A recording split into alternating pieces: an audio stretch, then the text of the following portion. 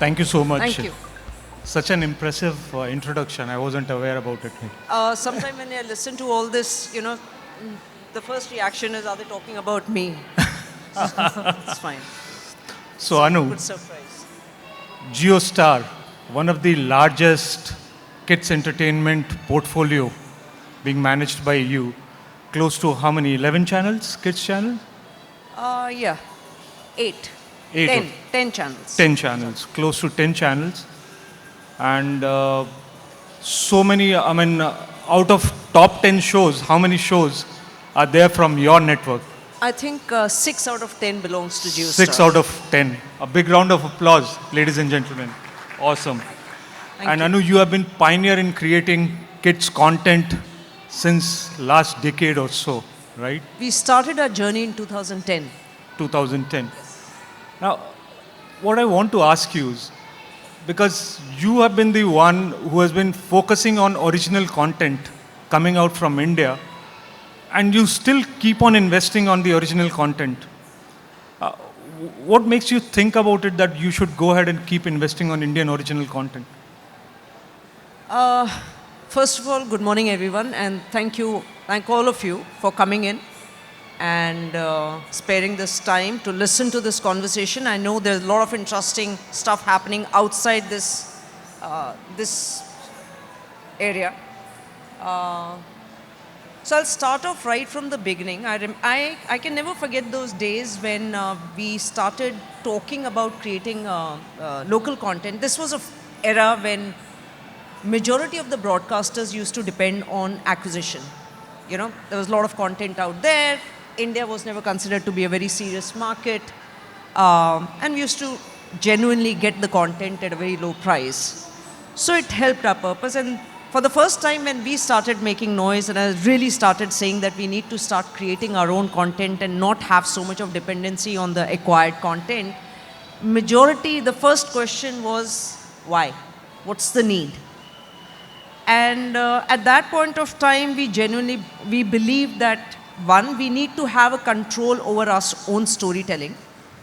Two, we were falling short of good content, or rather, no content is bad, but the content that really worked for the Indian markets.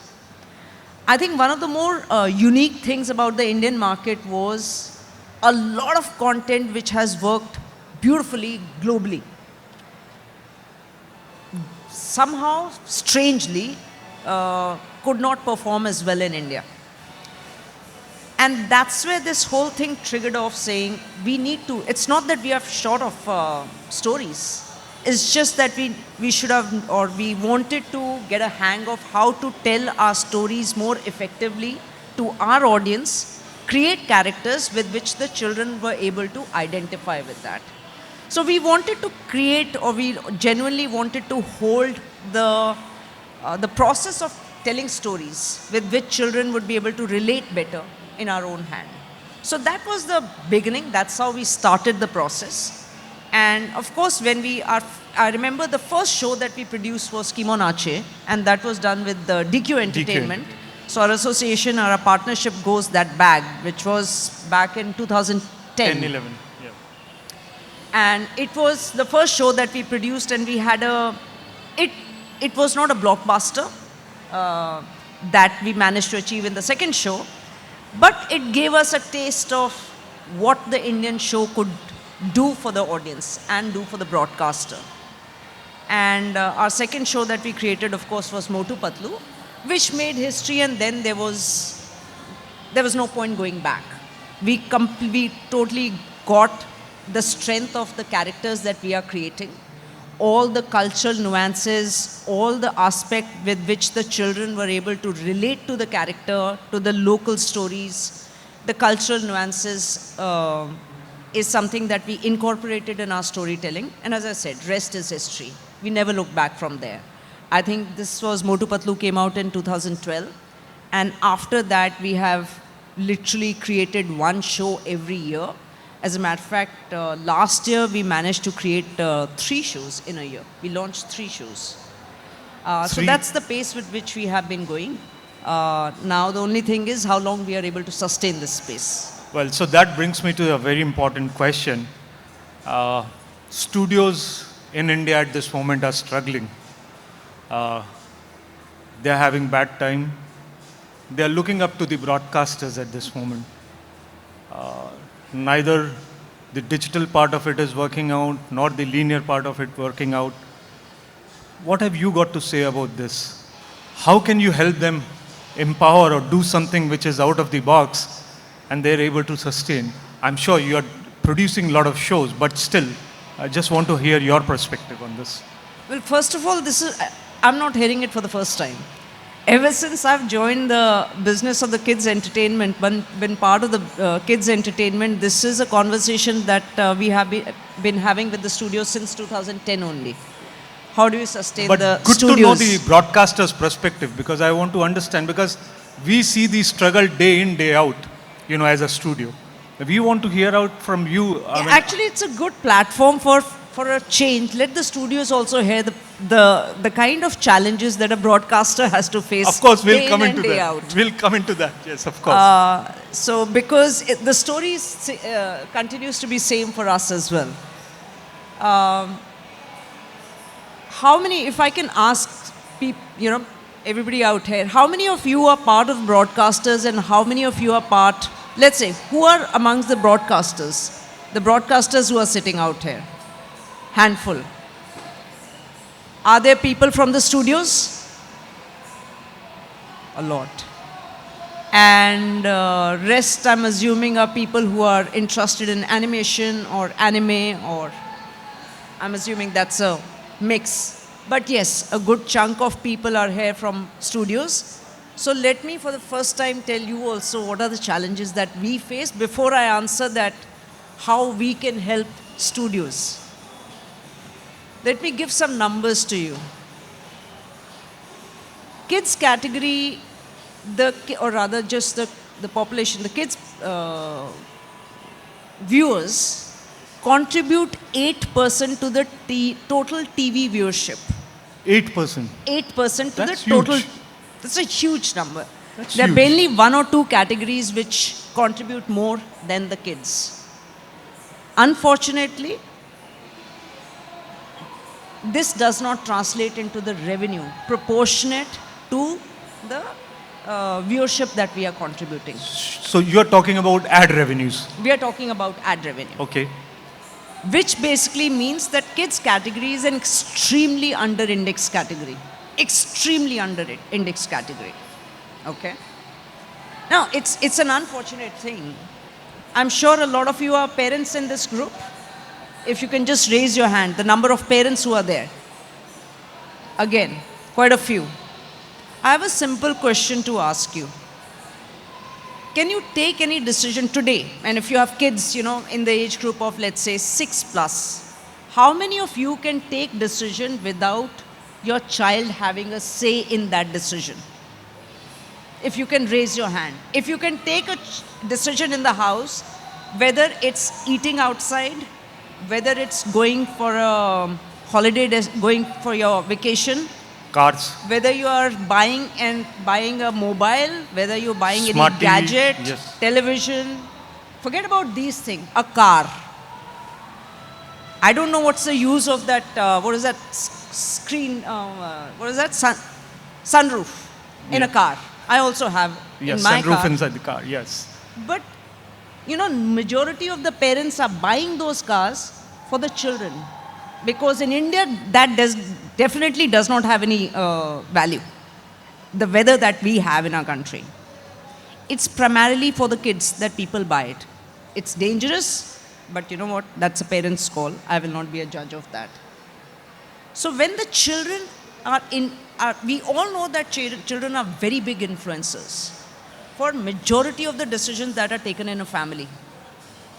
Unfortunately, it's not being recognized by the advertising industry. And that is where our struggle is coming. Studio needs to have one or two projects to get their things going. We have to constantly keep every minute, every day, every week of the year, our constant vision or the constant gaze is on the advertising revenue. And I don't want to be the voice of doom out here, but it's a scary proposition. And we need to change that. Now that you have understood, or hopefully some of you will get an idea of the kind of pressure that a broadcaster has to go through. No, so sorry. Coming back to your point Yes, of the point well taken, point well taken. But my question once again comes back to the point that how do you empower the studio, because studios are struggling at as this a moment. GeoStar, if I can, I'll speak on behalf of GeoStar. We still continue to be the creator of maximum number of hours of animation in a year in India, of local animation. Agreed. I think the number of shows that even today that we have on floor are around 4 to 5 shows are on floor as of today. We have created iconic shows like Motu Patlu, Shiva, and these are shows with huge libraries also because these shows worked very well for So us. 4 to 5 original shows are being produced at this moment. As we speak, they are on floor. Okay? They are with these local studios in India. They're all that- local studios. Okay, okay. Working with various different, and it's not that we work only with one studio. We work with studios based out of Mumbai, Hyderabad, Calcutta, everywhere, Delhi, everywhere. That's one. Two, I think the bigger thing that we need to answer or we need to start thinking is, everything has evolved. Unfortunately, the only thing that has not changed is the business model with which the studio wants to work. Today, a studio, either they are expecting that that the broadcaster will commission them a show, Yes. or if the studio gets us a project, the first expectation of a studio is let the broadcaster cover all my cost. This is the business model that was started way back in, I think, early 2000. 2010, 11, yes. That has not changed at all. How is that? And why is that? Why is it that people are not coming up with a better or different business model where the onus and the pressure is not just on the broadcaster? That, it's a risk. But that risk needs to get divided amongst everybody. Agreed. Risk has to be taken. Let's be very clear about it. We all take risks. As a broadcaster, considering the number of shows that we are producing, it's a risk for us. It has to be a well-calculated risk. I'm not saying, we should just go out and invest on anything. It needs to be a well-calculated risk, but we also need to diversify our risks. We also needs to, the studio cannot simply expect the only broadcaster should cover up my cost and deliver me the profit as well. So what you mean to say is the risk and reward model which studio has to look into and follow. They need to come up with better models. They need to come up with, and not better. I'm not saying anything is We've better got to be than, louder than this. I'm not saying that was not better. It worked beautifully for the studios. But did it always work for the broadcasters? No, it didn't. But you need to bring in more stakeholders to produce a show. Yes, and then the IP also gets shared. I mean, you've been working on various business models. I'm sure there cannot be only one business model. We need to come up with better business model where there are more stakeholders. As a result, there are more investors. As a result, everybody, the effort also then is being taken by not just one broadcaster or one studio or one investor to say, I want to make this show a hit. The effort also gets multiplied in ensuring that the show works out well for everybody. No, I completely agree with you on this because the market has completely evolved. The partnership models have changed Yes. for these studios. And broadcasters are also one of these stakeholders, Absolutely. not the only stakeholders. Absolutely. So that model if has the changed. broadcaster wants to retain everything, yes, then let broadcaster take that cost. But if, as I said, So you are open to not retaining everything? Absolutely. If I can bring the cost down, as I said, we have explored few models in the past. Majority of the model that we have followed is where we create our IP. The reason we also keep our IPs, please understand there's a difference. Majority of the concepts that we developed Those concepts are also developed in-house in JioStar. So you are the IP owner per Yes. se, the principal But IP owner. if a show that comes to us, where we genuinely believe that this show can do wonders, but the idea is coming from a third party or a studio or anybody, investor, then all those conversations are open. All those options should be open. And why not? I mean, if my investment comes down and the pressure on the broadcaster comes down, why not? Every broadcaster would be happy to explore those models. This is But very... it can't just be one straightforward model that has been going on for past now 2 decades, more than 2 decades, saying, oh, this is the only model, this is the only way we know how to work, we can't afford to take the risk. I agree, smaller studios can't. But we both need to understand and respect the challenges that we face being part of the kids category. And today, at least today, I do not want to associate animation only with kids. I'll tell you why. That was my next question actually. Because which genre? What do you suggest? Whether I go ahead as a studio, I go ahead with a preschooler version, I go ahead producing something on kids, adult animation, anime, I don't know. I'm very confused at this moment. I would like to hear the broadcaster's perspective on this. I don't think it's a broadcaster's perspective. It has to be a creator's perspective. And I'll be very honest with you, a lot of pitches come to us. There's not one. Obviously, we're in this business of making content. As a broadcaster, we need content. We're looking for good content. So a lot of pitches come to us. Unfortunately or sadly, 95% of the pitches are, here is a wonderful show that we have dug up. It has done very well in this particular country. I think we can adapt it. Adaptation. Okay. No, that cannot be the case. To your idea, what you should make. First of all, I think the first and foremost what we need to ask ourselves is, who's my audience? Do I want to cater to a preschool kid? Do I want to create a preschool show? Do I want to cater to an audience who's 9 to 14? And these are very different, I'm sure you are aware of it. You have been in this business for a long period of time. A preschool show is not going to work for a 10-year-old child or vice versa. Please, first and foremost, and that's what I keep telling everybody, I keep telling within my team also, the first question that you need to ask before you even start writing the first word of your concept, who's your audience? Whom are you trying to make that show for? Today, I think we should be celebrating something else also. Animation has opened the doors. And unfortunately, I'm not in a position to say what we at JioStar have been doing for past 2-3 years, because we will be unveiling this, what we are doing in a month's time or so. But I think as a part of this industry, I've been part of the kids business and very closely working with animation studios and creating a lot of animated content. I think today is also a day of celebration where everyone should be, and the entire animation industry should be rejoicing the success and celebrating the success of the film Narsimha. Right.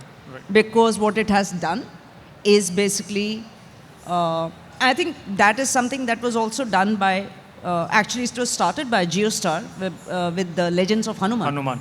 Right. Which clearly showed today, Legend of Hanuman perhaps was the first show that was truly made for the family audience. It was not just made for kids, it was not just made for adults. It was truly, something black.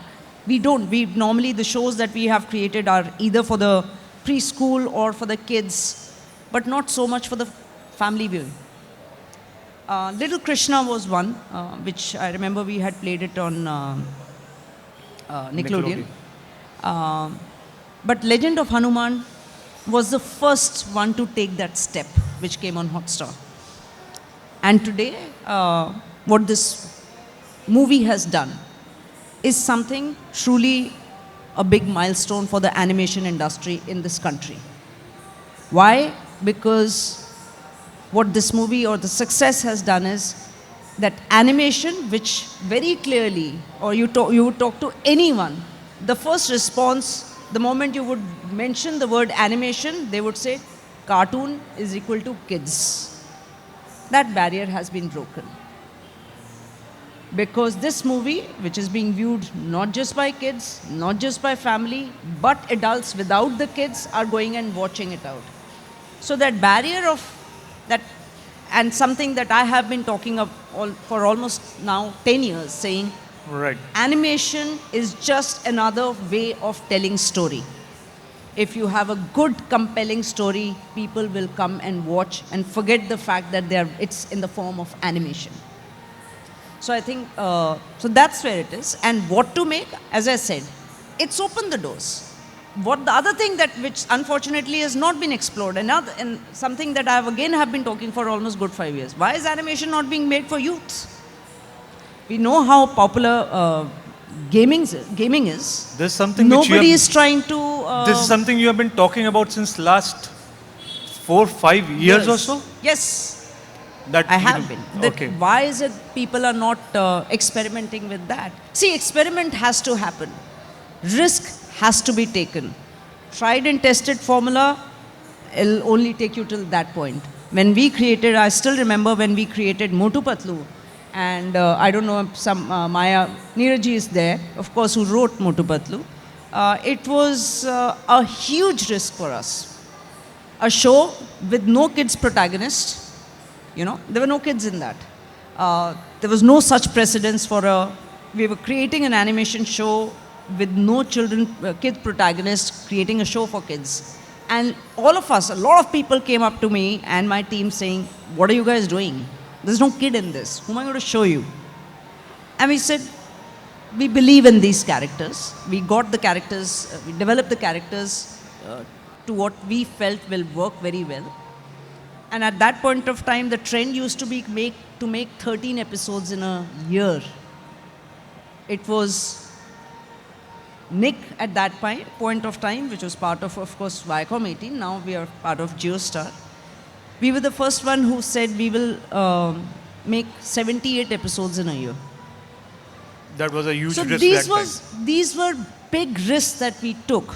But we also understood, because at that point of time we understood animation works on repeat viewing. We all know kids love to watch repeat, love to watch the same show again and again and again. But that was the time when this trend was changing. Children were not willing to watch so much of repeat. And that's where we realized we have to take that punt. We took it. It paid off. So you need to take some calculated risk. Otherwise, this industry will be dependent on 2 or 3 broadcasters who will be dependent on, the size of the industry cannot expand. So if we truly need to expand the size of the industry, we want to launch more IPs, we want to have more shows, bigger hits. Again, today, making shows for OTT. So far it has not happened. Again, please understand, there's a difference in the definition of kids category in the linear business and in the OTT business. Oh, I wasn't In- aware about this. So what is So, the... as channels, Yeah. when we talk about kids, Yes. we basically mean 2 to 14 years old. TG. TG, that's your target audience. Or that's where we get measured. We get measured on this in this particular age group. In digital space, the kids is defined as 0 to 18 years old. Nobody is making content for those 14 to 18-year-old audience. They have grown up watching animation. I mean, they've just stepped out. It's not that they're going to overnight stop watching animation, but yes, their taste changes. Why not? So there is a lot of option.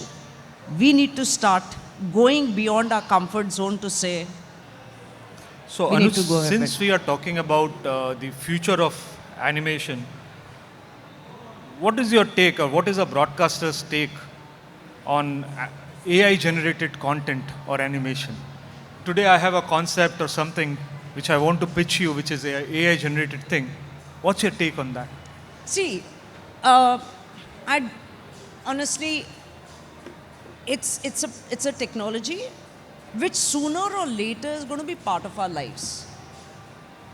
So on those lines, if I have to say, we are not going to do anything about AI, it's almost you're denying something which is right in front of your eyes. You cannot ignore it. But we truly believe right now it's at a very nascent stage. Technology needs to be used to facilitate what we are doing, help us out. I'm sure it will help out certain studios, and in various, not just in creating animation. It can probably be useful in various other ways also. But we truly believe it's it has some time for it to take a proper shape. It's right now there's a lot of ambiguity with regard to AI. Let things settle down and we'll start taking a call as and when the right time comes. Right now, I guess it's too early to say so. Anything about it. But if I have a concept, I can come and pitch you, right? We're always happy to listen to any kind of concept. AI generate. Well, as I said, happy to look at any kind of. That's what we are sitting there for, to look at all the concepts. Last question, Anu. 10-year-old Anu, seated and watching TV. Which shows she's going to watch? I would watch. I'll continue to watch Chiku Bunty. Very close to my heart. At the same, a lot of some of the stories are almost. It's literally like I can see my own childhood with my brother in that particular show. But I would love to see an Indian preschool show, Awesome. which speaks my language, which speaks, where I can connect or emotionally it connects to me and all that. Would love to see that because I think that's one area that we have not touched. Again, the broadcaster, one of the reason is because the broadcaster has not been able to come on board for this particular genre. Because while the entire kids category is, as I said, it's extremely under-indexed when it comes to ad revenue, preschool category is even worse off. So that's a sad part. And this is when that is an audience which can be the most loyal audience. If you have won them once, they're going to stick with you. So that unfortunately has not happened, and I would love to see. Awesome, fantastic. preschool show. Thank you so much, Anu. Thank you, Manoj. May you keep developing a lot of new contents. May you keep giving a lot of work to the local studios. We sincerely look up to you and the broadcaster fraternity so that the studio can flourish on day-to-day basis. Thank I you so think much. we need to, rather than looking up, just looking Partner up to together. we need to start partnering in future. And that's how things are going to move ahead. Thank you. And, Thank you. so Thank you, much. audience. Lovely.